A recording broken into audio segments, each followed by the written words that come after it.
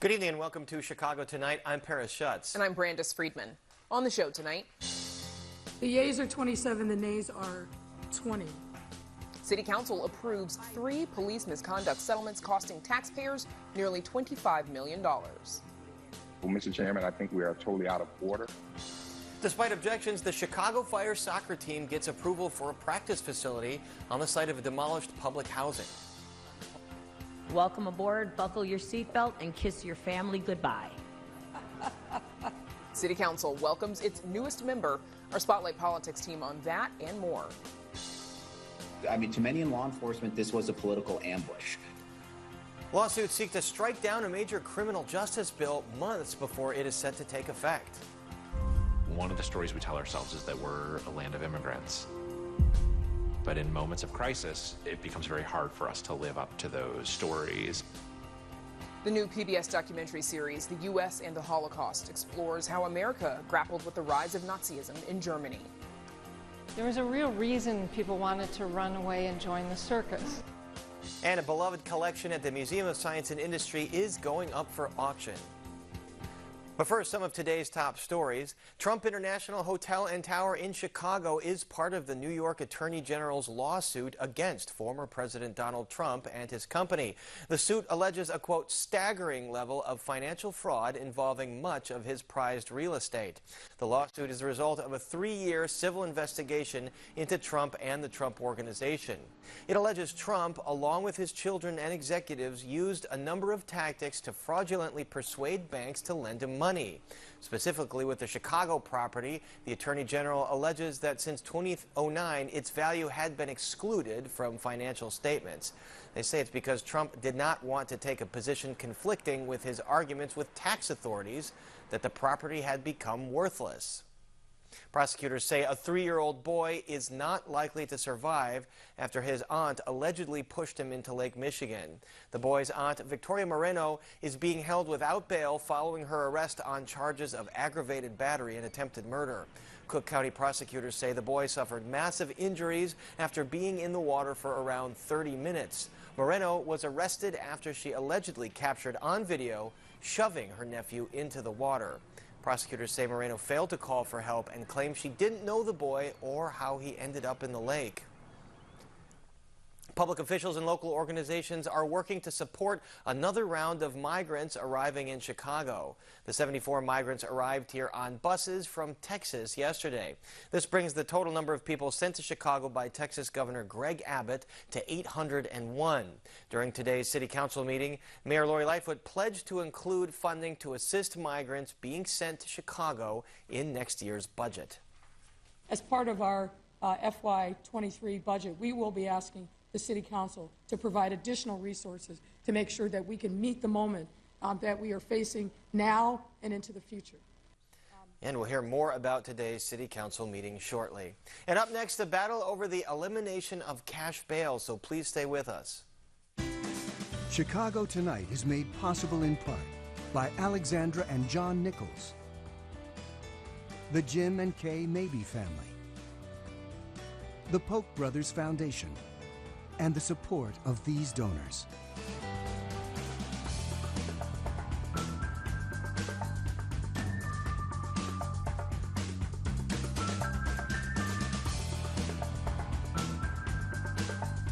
In January, Illinois will eliminate cash bail, money paid to release someone from jail as a guarantee that they will return for trial. But it won't go into effect if a trio of state's attorneys have their way.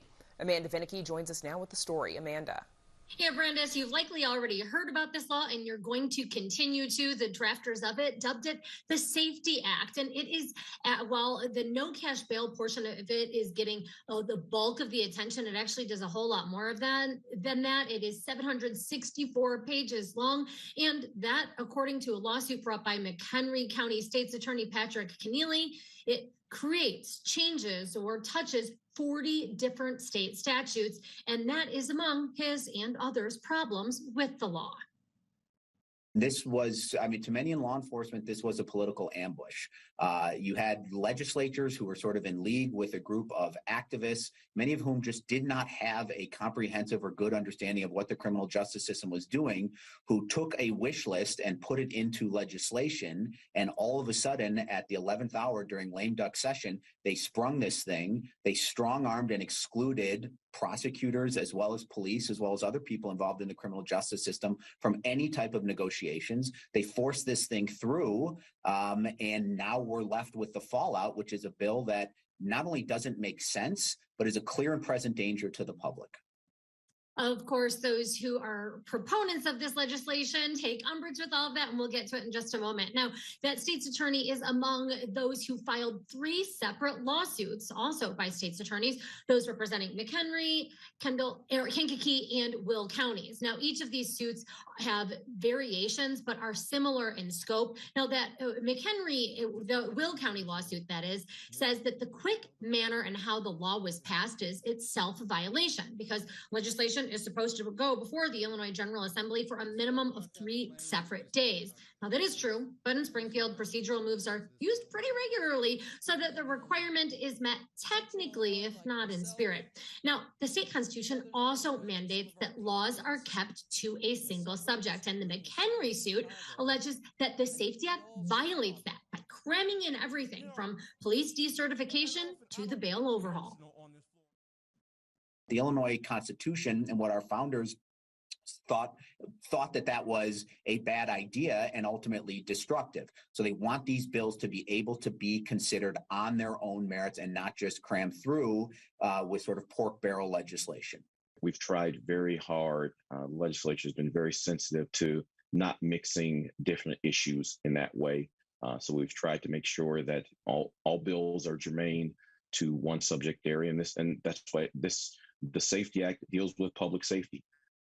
State Senator L.G. Sims was a lead negotiator on the law, and he also disputes another criticism that the bail changes violate the Constitution's separation of powers clause. Sims says that it is disingenuous for the state's attorneys to challenge the process by which the law is passed. You can't have it both ways. You can't challenge the way that the legislature acts and then by the same token come back and say that the legislature is infringing on the judiciary's powers. It doesn't work that way. Sims also says that legislators, including himself, were involved with an Illinois Supreme Court commission on pretrial fairness that was the precursor to the Safety Act. And he says the Supreme Court has been now working on the law's implementation. But Keneally says that bail is a complicated balance of interests, and that prerogative should be left to the courts. And that's especially true when you're talking about dangerous defendants who are likely to flee or not likely to comply with process. His lawsuit also alleges that the Safety Act undermines the constitutional amendment that requires judges to consider a victim's safety and well-being when setting bail.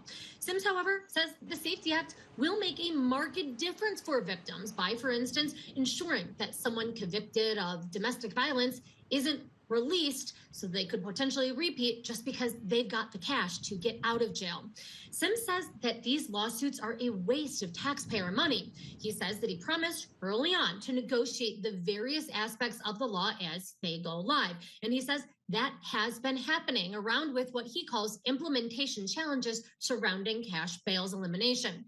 He says that while these fixes haven't been made yet, it is because legislators have been being respectful of the Supreme Court as the judiciary gears up for January.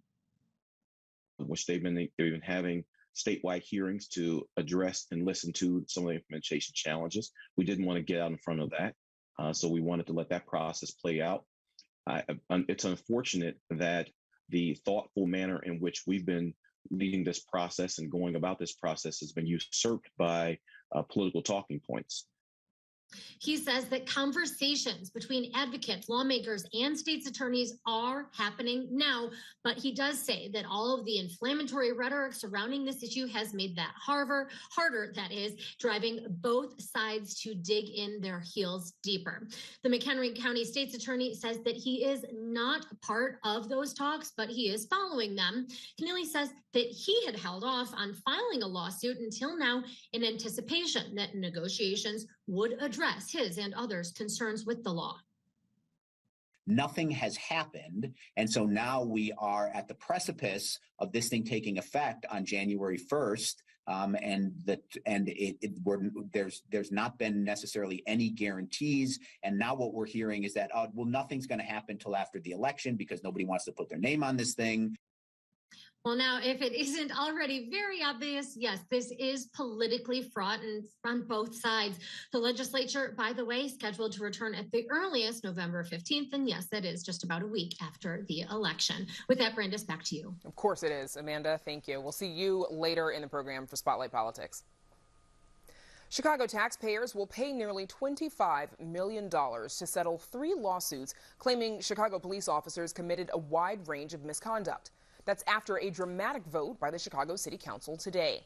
WTTW News reporter Heather Sharon joins us now with details about those settlements, as well as the rest of the action at today's City Council. Heather, welcome back, and bring us up to date, please, on the misconduct that these 3 lawsuits are designed to address. Well, the biggest lawsuit will pay $15 million to the family of Guadalupe Francisco Martinez. She was 37 years old and had 6 kids when she was struck and killed by a car driven by a Chicago police officer who was continuing a chase that he had been ordered to stop. Another settlement will pay $9 million to Patrick Prince, who was wrongfully convicted of murder but spent 25 years in prison. The third settlement, also the smallest, turned out to be the most controversial. Okay, and Heather, Alderman Nick Sposato of the 38th Ward urged his colleagues to reject the settlement that'll pay $900,000 to Dwayne Rowlett, who was shot by a Chicago police officer in 2017. Here he is. I brought a little small pocket knife I leave in my car. This is like 1.5 inches. I think this is deadly. I think this thing would kill you. It's pretty sharp. It's pretty pointy. I also brought a 5-inch knife with me. This is a 5-inch knife. This is what he was reaching for. This is what he had in his car. When the police officer shot him, this is what he was reaching for. This is what he was going to get to go do what? I don't know. It's 2 knives that we know of at City Council today. Heather, what prompted Alderman Sposato to wave a 5-inch knife on the floor of City Council floor? Well, he was hoping to convince his colleagues to reject that $900,000 settlement, which he said had really angered him because there was a knife found in the car with the man who was shot by police. But there's no evidence that that man, as the alderman said, was reaching for that knife. And ultimately, the city could not defend the shooting, which left this man gravely injured. It was quite a moment today. So $25 million, it's a lot of money. Is it a significant amount to pay to resolve 3 lawsuits? It is. Every year, the city sets aside roughly $82 million to cover the cost of settling lawsuits that allege misconduct by members of the Chicago Police Department. So just today, the settlements approved by the City Council account for more than 30% of that annual budget. $82 million a year, she said. So also today, City Council approved a measure designed to protect abortion access in Chicago. What are the changes that are now in effect?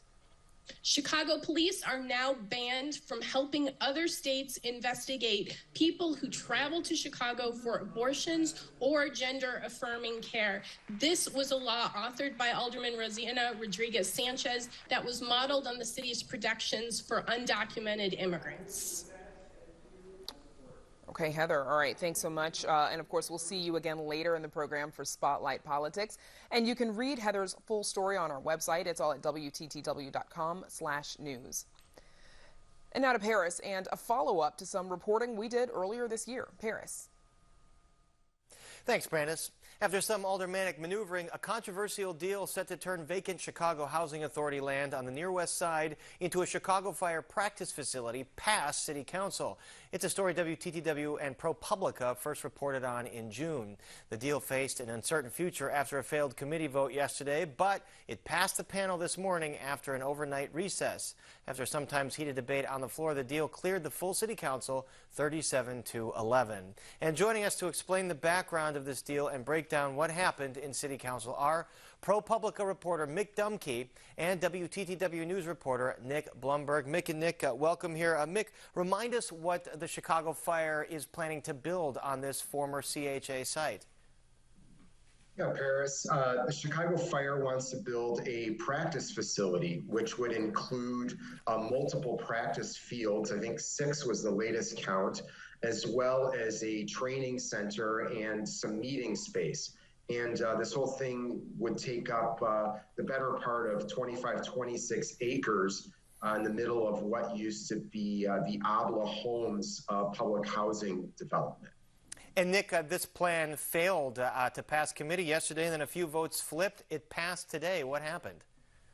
That's right, and it was a bit of a surprise that yesterday's vote failed. You know, Mayor Lightfoot supports this, the CHA supports it. The deal had already cleared the Chicago Plan Commission, but that's right. When it came up in the zoning committee yesterday, it failed on a 7-5 vote in a bit of aldermanic maneuvering that might seem familiar from your time as our City Hall reporter.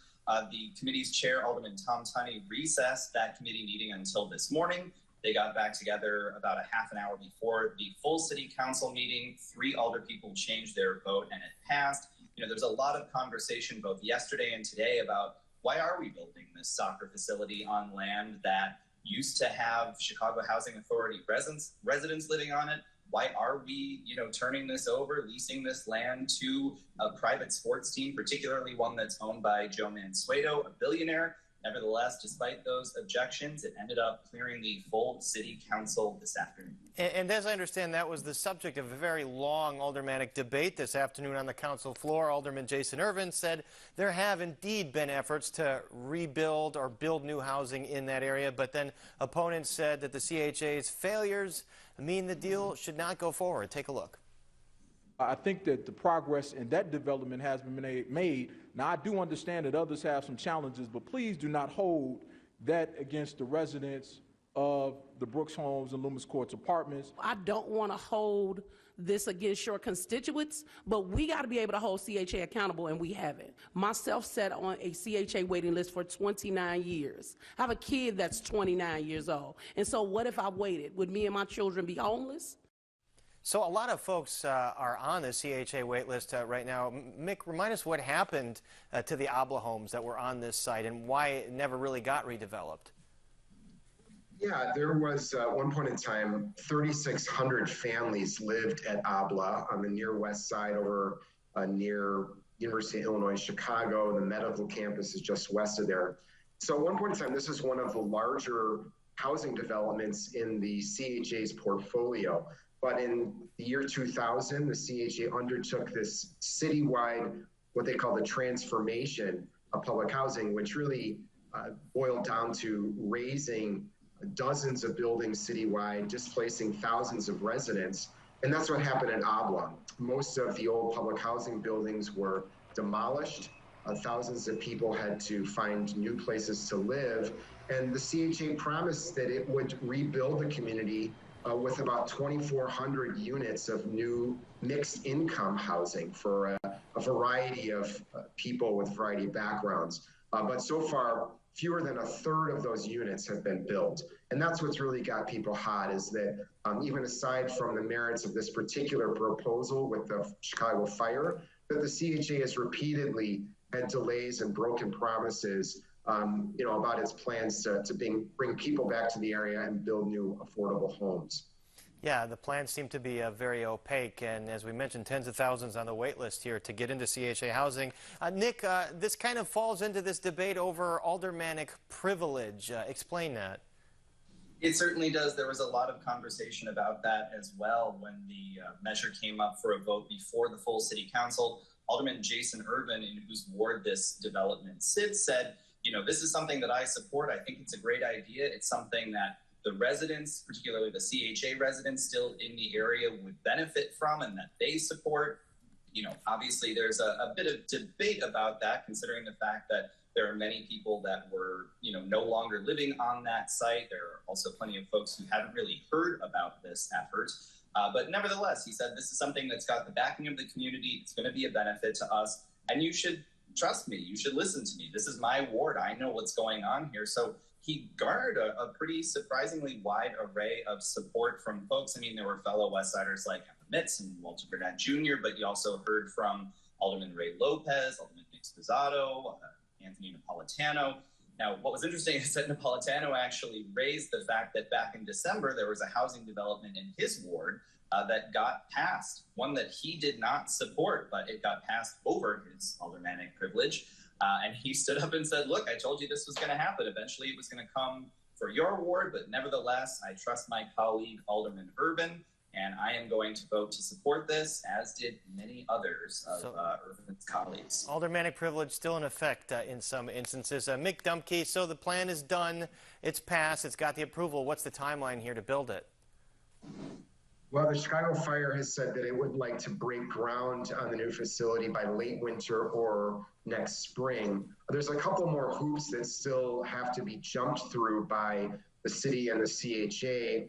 The biggest one is that any use of public housing land for purposes other than housing has to get approval from the federal government. So the CHA said to me just a little while ago that they have gone ahead and submitted an application to the Department of Housing and Urban Development to get approval for this deal with the fire. That could take weeks, it could take months, but as the past indicates, HUD usually signs off on these kinds of things if the CHA shows that it has some kind of resident support and it has the backing of elected officials, which they got today. So it seems like it might be a perfunctory step, but we'll see. Our thanks to Mick Dumke and Nick Blumberg. Thanks so much. Thank you. Bears. And up next, a beloved collection at the Museum of Science and Industry is going up for auction. We'll share which one right after this. We've made it. Justice Jackson's appointment to the Supreme Court provides a beacon of hope. Black women are underrepresented. We still rise. We still show up for one another. It's us investing in the next generation and giving them something to enrich the next generation with.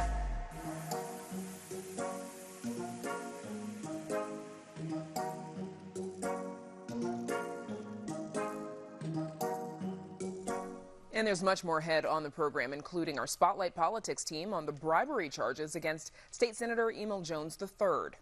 But first, an auction house is preparing to say goodbye to a collection of figurines that once symbolized doing the impossible. The auction features pieces from a popular exhibit at the Museum of Science and Industry. The museum hopes that the selling of its memorabilia will allow fans to experience the greatest show on earth from the comfort of their own home. Arts correspondent Angel Edo reports from the Big Top.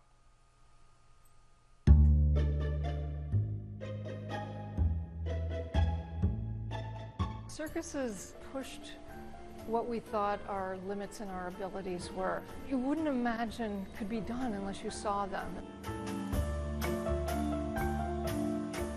After more than 40 years, the Big Top at the Museum of Science and Industry is packing up for good. It's a collection of a massive miniature circus that initially consisted of 22,000 figurines. Created by Chicago rail worker Roland J. Weber, it's said to have taken 3 decades to complete. In 1920, when he started, you can imagine, people didn't have television, they might have had a radio. There wasn't a lot of opportunities for entertainment, especially if you lived in a small town. So a circus coming to town with thousands of people, exotic acts, just spectacle, must have been game-changing.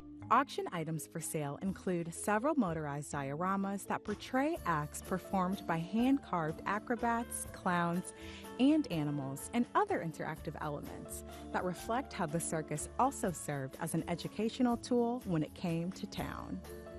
The circus is an incredible industry. It employed thousands of people, it used innovative business models, and it often introduced new technology to its audiences. Our mission here is to inspire the inventive genius in everyone. There was a real reason people wanted to run away and join the circus. Despite the ingenuity the circus brought at one time, that's since changed. That's why the Museum of Science and Industry is saying goodbye to their collection in an upcoming auction at Potter & Potter. Well, the circus has been a really incredibly wonderful exhibit. It's inspiring. It's a nostalgic look back at a circus that doesn't exist today. Other circus auction items include antiques from the Zweifel collection, consisting of nearly 500 additional pieces. And with the Museum of Science and Industry planning to use the auction earnings to acquire new artifacts, they want those new pieces to embody the same message as the circus. Through the auction, we hope that this will continue to inspire others. For Chicago Tonight, I'm Angel Ito. Potter & Potter's Circus Collection auction is this Saturday at 10 a.m. You can visit our website for more information. Still to come on Chicago Tonight. If I'm confirmed today, I am the youngest member on City Council, the 6th member of the LGBTQ+ caucus, and the first openly gay alderman of the 43rd Ward. The 43rd Ward gets a new alderman. Our Spotlight Politics team on that and more. Exclusion of people and shutting them out has been as American as apple pie. And the U.S. and the Holocaust. We talk with historians about Ken Burns' latest film. But first, some more of today's top stories. The Federal Reserve again ordered an interest rate hike and signaled additional increases are likely to come. Today, it approved a third consecutive 0.75 percentage point hike in hopes of quelling inflation. The FOMC raised its policy interest rate by 0.75 percentage point, and we anticipate that ongoing increases will be appropriate. We are moving our policy stance purposefully to a level that will be sufficiently restrictive to return inflation to 2%. In August, the annual inflation rate was 8.3%, down slightly from the previous month. The Chicago Public Library is declaring its libraries book sanctuaries. They're hoping to expand local access to banned and challenged books through library events like story times. It coincides with Banned Book Week, highlighting increased efforts to ban books. The library is also asking residents to host their own book talks and events to generate conversations around the history of book bans. The third largest lottery jackpot in U.S. history has been claimed, and since I'm still here, it's obviously was not me. Two people choosing to stay anonymous came forward today to claim the whopping $1.3 billion with a B dollar Mega Millions jackpot. The ticket was bought nearly 2 months ago at a speedway in Des Plaines. The winners say they're sticking with the plan to split the prize. The Illinois Lottery says the winners have chosen the option to take the lump sum payment of $780.5 million. And now, Paris, we toss it back to you. Brandis, the new PBS documentary, The U.S. and the Holocaust, explores the difficult question of how the United States grappled with the rise of Nazism in Germany and the genocide of 6 million Jews. History lessons may recall that the U.S. helped liberate Nazi concentration camps after defeating Germany in World War II, but the entire story is far more complicated. This following clip shows how Adolf Hitler drew inspiration from the Jim Crow laws of the American South. And when the Nazis were reproached for discrimination against Jews in Germany, their first answer was Mississippi. And the third and final part of this series from Ken Burns, Lynn Novick, and Sarah Botstein airs tonight on WTTW. And joining us now are two historians in Chicago and prominent contributors to the film. They are Peter Hayes, Professor Emeritus of History and Holocaust Studies at Northwestern University and the former chair of the Academic Committee at the Holocaust Memorial Museum in Washington, and Daniel Green, President of the Newberry Library in Chicago and curator of the Americans and the Holocaust exhibition at the Holocaust Memorial Museum. Gentlemen, we had a great conversation at the Illinois Holocaust Museum on Monday, and I'm glad that you're joining me here tonight. Daniel Green, why is it important to show the history of the Holocaust in the context of how the U.S. responded? Well, of course, the Holocaust is an event that took place on European soil and often in parts in far Eastern Europe, but grappling with Americans' response to the Holocaust helps us better understand American history, as you see through this documentary. So much of our response to Nazism is a debate about who we are as Americans. What is our responsibility to immigrants and refugees? How do we understand our responsibility to get involved in a war that many Americans consider a foreign war? And then when we know if people are targeted for genocide, how do we debate our responsibility to respond? These are enduring questions in American history that Burns and Novick and Botstein have really centered in the documentary as well. And Peter Hayes, some of the answers to those questions might be a little uncomfortable for Americans, might they not? Well, indeed. I mean, there's no question that we failed the challenge that was presented to us in the 1930s and 40s. We did not live up to the highest aspirations of American history. Give us your tired, your poor, your huddled masses yearning to breathe free. On the other hand, there is an upside to that part of the story, and that is that the United States admitted more Jewish refugees from Europe than any other nation in the world. We didn't do it as well as we should have, but we did better than everyone else. I think the story is, however, a mirror held up to us about our attitudes toward ourselves, what kind of country we want to be, and what kind of a role we play in the world. And speaking of those attitudes, Daniel Green, there are several statistics cited in the film. One, a poll that said the majority of Americans were opposed to the Holocaust once they realized what was actually going on. But at the same time, the vast majority of Americans did not support admitting more Jews into the country. Can you talk about that contradiction? Yeah, you're talking about a poll that was taken by the Gallup organization in November of 1938, just after Kristallnacht, which is a nationwide pogrom, a nationwide violent attack against Jewish people, Jewish businesses, Jewish places of worship.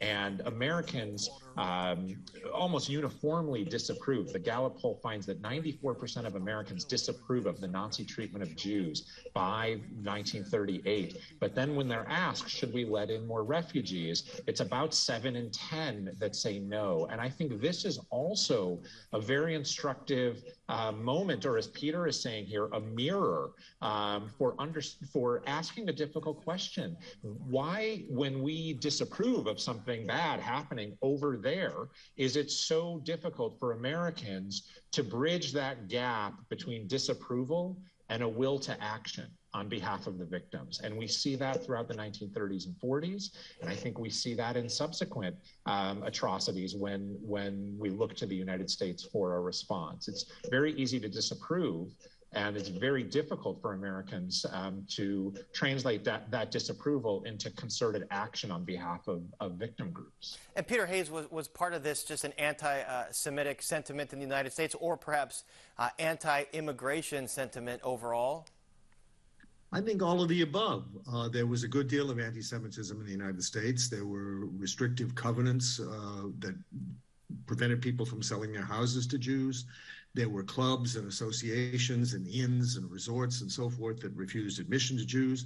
These were normal parts of American life, and they're normal features of American discrimination. And that had an influence on our attitudes toward what happened in Europe. There also was a revulsion toward America's involvement in World War I, a sense that European politics is dirty and not something that we need to get mixed up with again because it will do us harm. And that fed the isolationist movements of the 1930s. And then there was the Depression. People did not want to admit refugees or immigrants in any large numbers because they feared that those people would compete with them for jobs, and that became an excuse.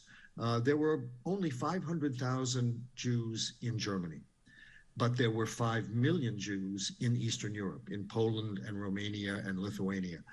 And the opponents of admitting people said, if we let in the 500,000 German Jews, then what do we do when the Polish government and the Romanian government, both of which were anti-Semitic and trying to reduce their Jewish populations, what do we do when they say we're going to drive people out? And so this kind of scare tactic became a weapon that persuaded people that the safest course was not to let anyone in. And Daniel Green, we saw in that top clip that Hitler drew inspiration from the Jim Crow laws of the South and other parts of American culture. This is maybe a piece of history I forgot, but I learned again in the film. The majority of U.S. states had eugenics laws on the books at that time. What were those laws?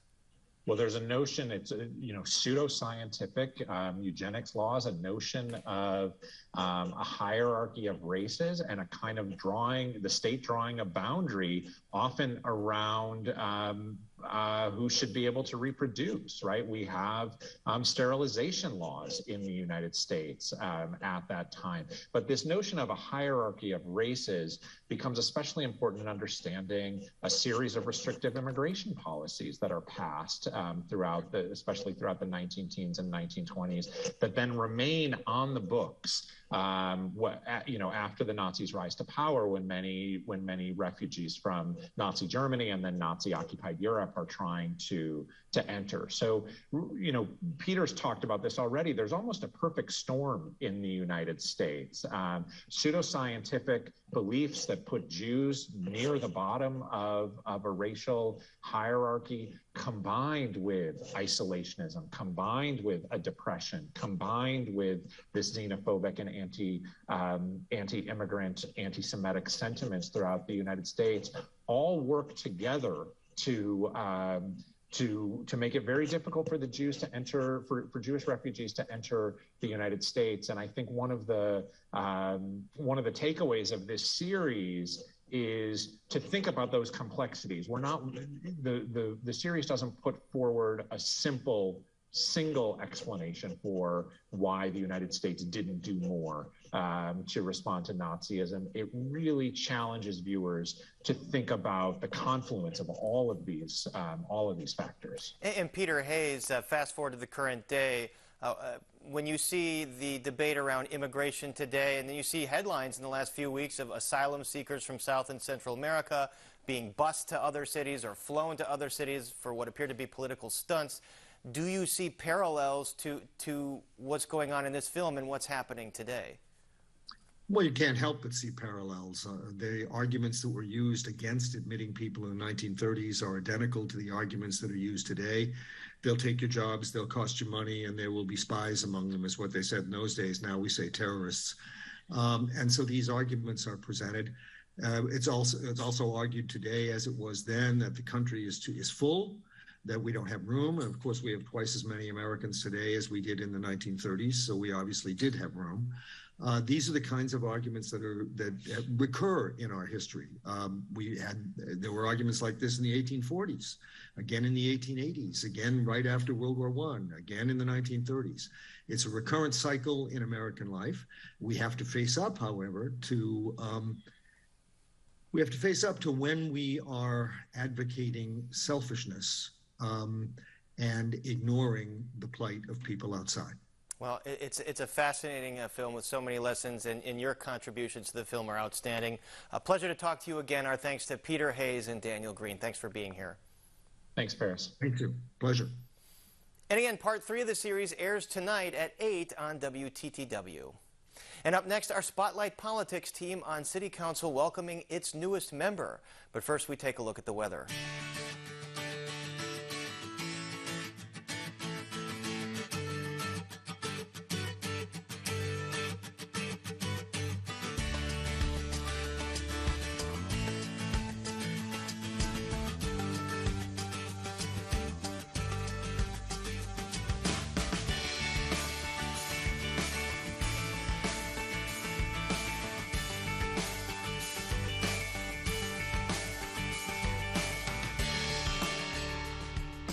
Yet another Illinois politician is charged in relation to the installation of red light cameras in the state. The 43rd Ward gets a new alderman. The Cook County Clerk warns of a critical shortage of election judges and poll workers. And muddled messaging leaves Illinoisans confused over the Safety Act and reform of the cash bail system. Here to talk about all of that and more is our Spotlight Politics team, Amanda Vinicky, Heather Sharon, and Paris Schutz. Welcome back, team. So, Heather, let's start with you. Please, State Senator Emil Jones becomes the latest politician to be charged by the feds in relation to the installation of the red light cameras in Illinois. What is he alleged to have done? Well, he is accused of purposefully shielding a red light camera firm that denies any wrongdoing from a piece of legislation that he introduced in return for a $5,000 bribe and a job for one of his unnamed associates. Jones is scheduled to be arraigned on Friday in front of a federal judge, and he was charged as part of what's called an information. And typically that is done in cases where the defendant is prepared to plead guilty. And Heather, has he responded to these allegations at all? He has not, although he did today resign from the leadership of the Democratic Party in the Illinois Senate, as well as his committee positions at the request of Senate President Don Harmon.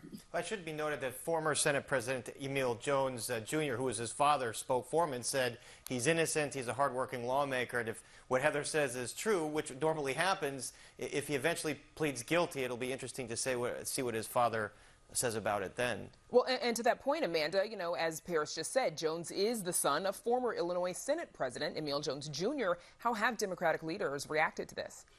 Well, so we heard there also that to the current Senate President's request that he did step down from his leadership position as well as his committee post.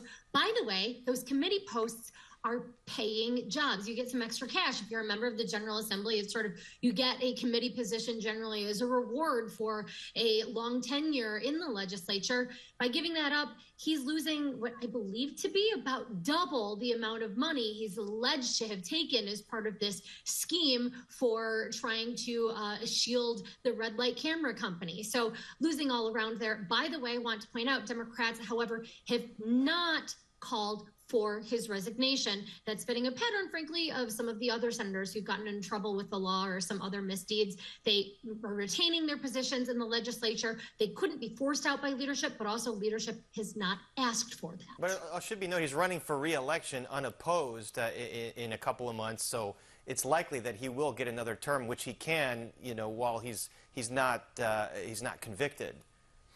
True. And also one other sort of interesting thing to point out here, because this is in relation to what he alleged to have done as his role as a state legislator. If he is convicted or if he pleads, then he would ostensibly lose at least a portion of his state pension. Okay, so moving over to City Council, a new alderperson, as we heard earlier in the newscast, 43rd Ward by the name of Timmy Knudsen. He replaces Alderwoman Michelle Smith, who stepped down last month. Here's retiring alderperson Susan Sadlowski-Garza welcoming him to the council, followed by the new alderman himself.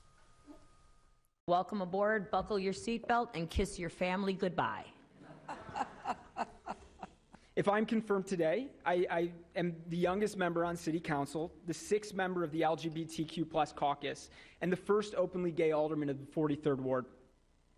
I want to take a moment to recognize the significance of this. Representation matters. Having the opportunity to share my own experiences and uplift those of other diverse communities is a responsibility that I take so seriously.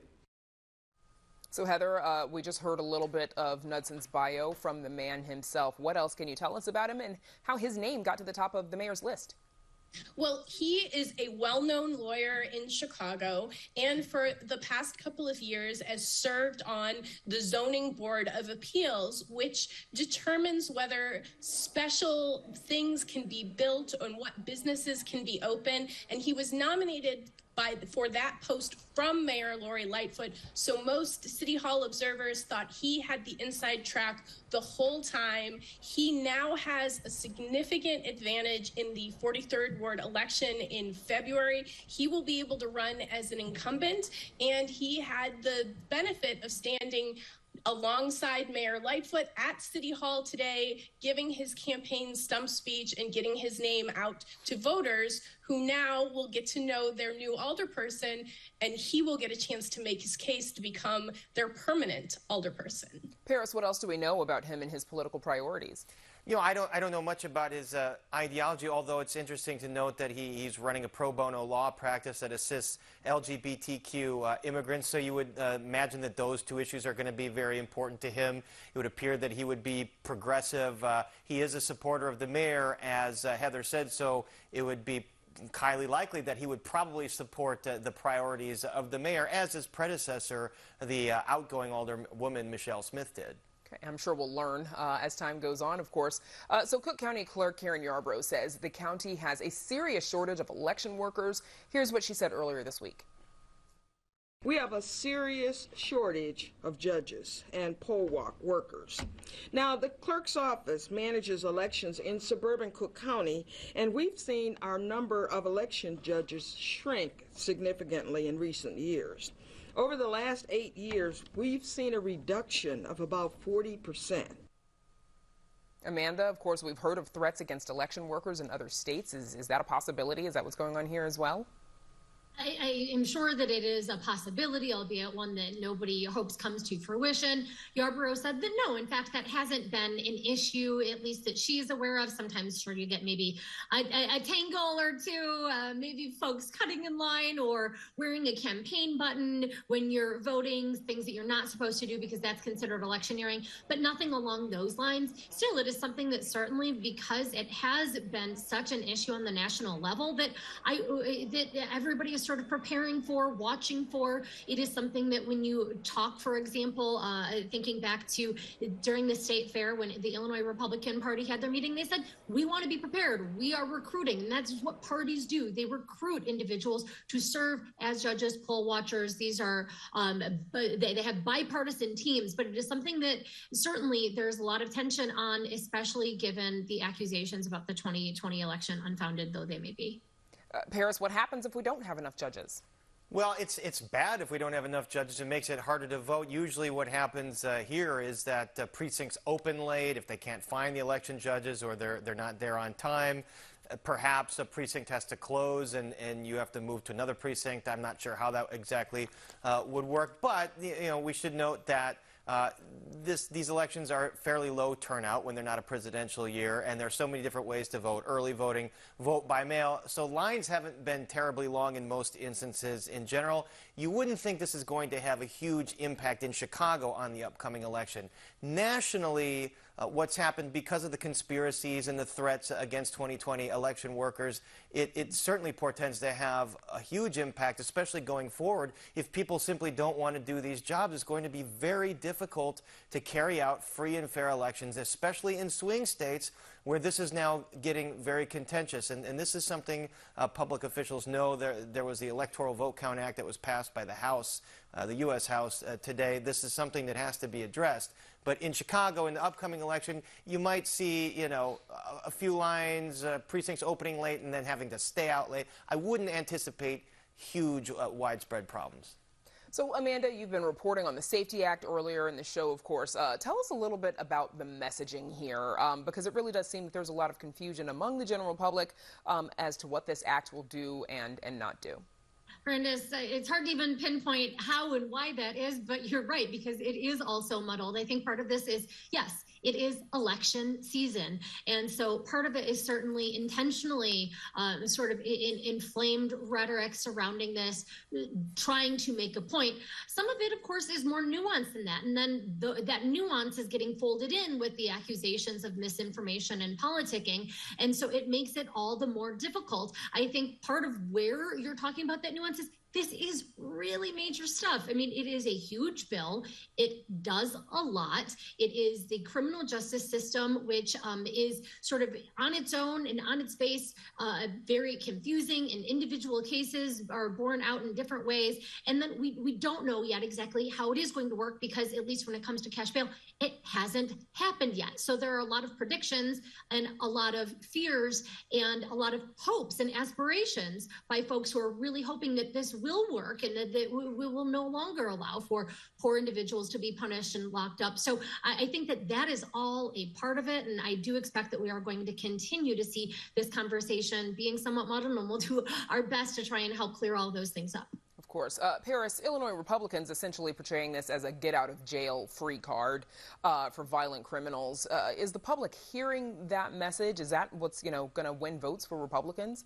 I don't know whether it's going to win votes for Republicans, but it certainly seems to be issue number one that Republicans are leaning into. They're saying things like, some of the more extreme cases, they're saying things like it's the purge, where everyone is just going to be let out of jail coming New Year. That, of course, is not true, I don't think anyone believes that it's likely to get them the governor's mansion, because that's a big uphill battle in that race. But it could cut into some of these legislative races. It could cut into some of the Democratic supermajorities in the State House. So you see not just the Governor Darren Bailey candidate, but other candidates. You saw Jim Durkin, the House Minority Leader, writing an op-ed against this. And to piggyback on what Amanda said, there are things, amid all the noise, there are some things that do have honest disagreements. Some of the opponents of the bill, they just don't know exactly what crimes are eligible for no bail. And proponents of the bill say, well, it's not just a few of the most serious felonies. A lot of crimes can be eligible for no bail.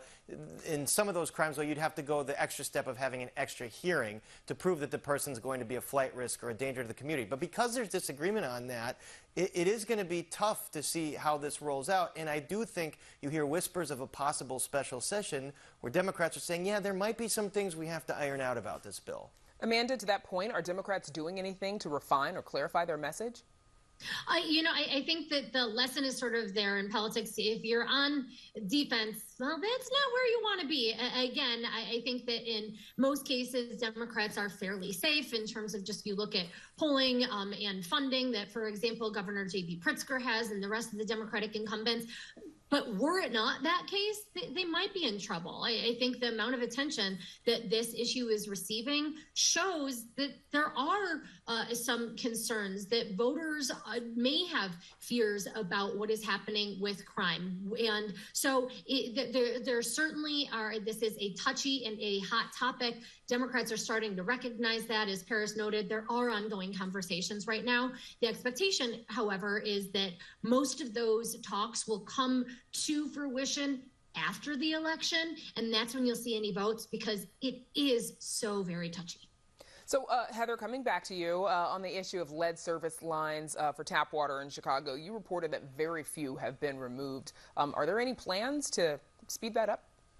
There are not, and it is difficult to remove lead service lines in Chicago. Chicago is a very dense urban environment, and it's expensive. $15,000 to $20,000 for each service line. So there's no easy fix. The question is if Lori Lightfoot, as she's running for a second term, will feel pressure to speed up this effort amid new reporting from The Guardian that shows that these lead pipes are certainly contributing to a problem with lead in Chicago's drinking, cooking, bathing water. What has the mayor said about this, Heather, and why isn't this more of a priority for her?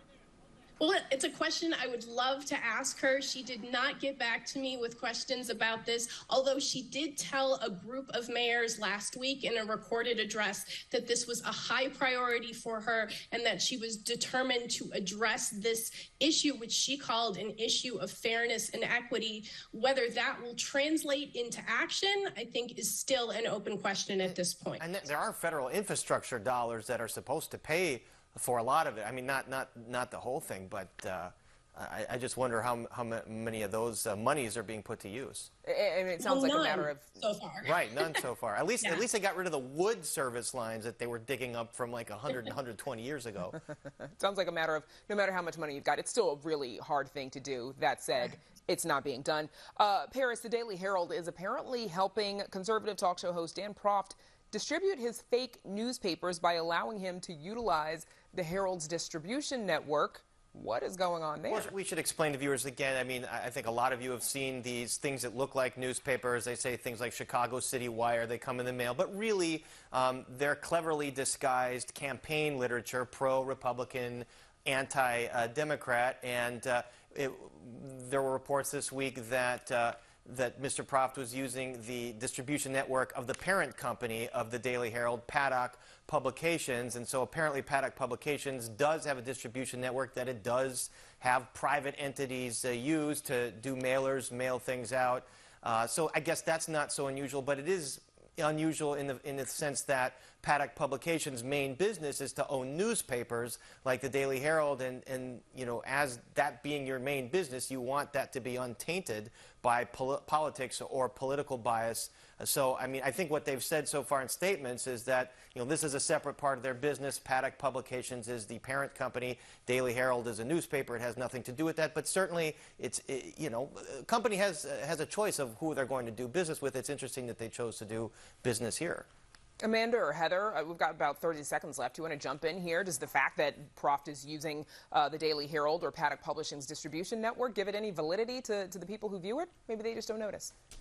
Well, I think that's the risk here, because these publications are designed to fool people, essentially, into thinking that they're fact-checked and that they're objective and that they include real information. And I think that anything that happens that make them look more like newspapers and, sort of being produced by the same people who produces a fine newspaper, the Daily Herald, I think has to raise concerns because, you and I, we all know this. We spend so much time sort of trying to get people the facts that's very frustrating when we find ourselves sort of pushing back. Absolutely. All right, we'll have to leave it there. Spotlight Politics. Thanks, Heather Sharon, Amanda Venicky, and Paris Schutz. And we're back to wrap things up right after this. Chicago Tonight is made possible in part by Alexandra and John Nichols, the Jim and Kay Mabey family, the Polk Brothers Foundation, and the support of these donors.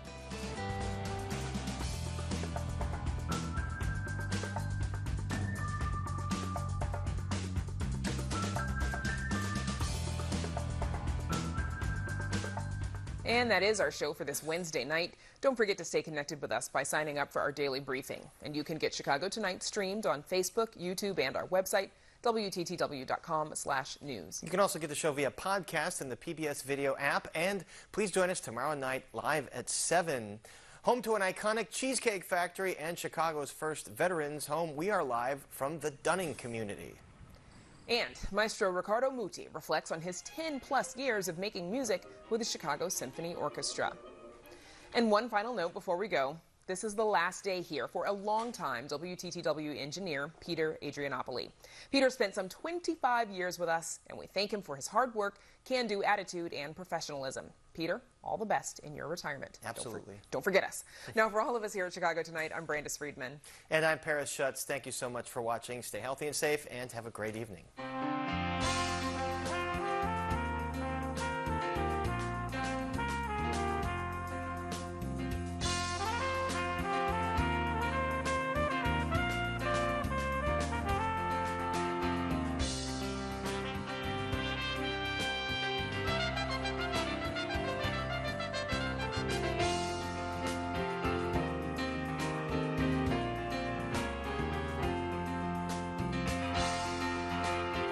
Closed captioning is made possible by Robert A. Clifford and Clifford Law Offices, a Chicago personal injury and wrongful death firm that supports free educational initiatives in the legal profession.